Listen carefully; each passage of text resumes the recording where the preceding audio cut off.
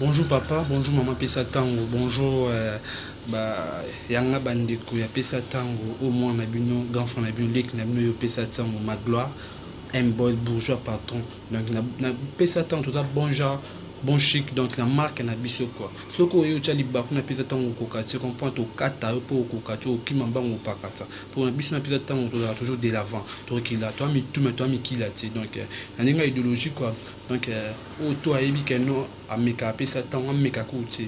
Tu sais no mbalo bolel position ma bibo suka bo yo position bolel ki pour ko meka ko tia musa ko to batsaka ti o za limite o suka.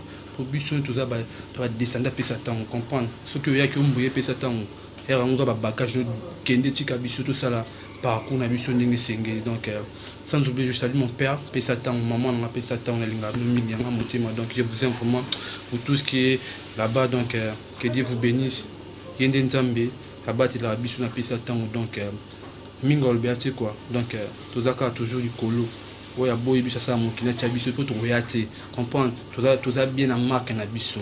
Donc tout le canapé pesa tango ezali pour beaucoup casser toza ba musicien bien ba mbara bien comprendre. Donc nous c'est qui to qu'on appelle ça tango dans ton cause qui ndo ka bon jamais kati na kolo fait dire que wa boy na Italie bisonné ba lo mais pesa tango comprendre. Donc salut à tout le monde au balinganga ina bolinganga tinga lingaka bien parce que ngande molobela pesa tango comprendre na sali pour na bino oya meki oyo meka pesa tango meka na ngaposo ko meki ngacho kwa pesa tango tu comprends o mutama lobaka cha maloba. Donc na intérêt ko meka c'est so na biki okutanga so pe na malobo okutanga comprendre so pe na french okutanga pour na loba na passe la roma be comprendre. Donc toi na kinima diska toi na Londres pour pesa tango ne mokonzi kuna. Donc maman a biso pesa papa pesa tango. Donc ba on dit ba kangi wa boy na Italie ha ba mela mai na tonga comprendre to pe makitoko.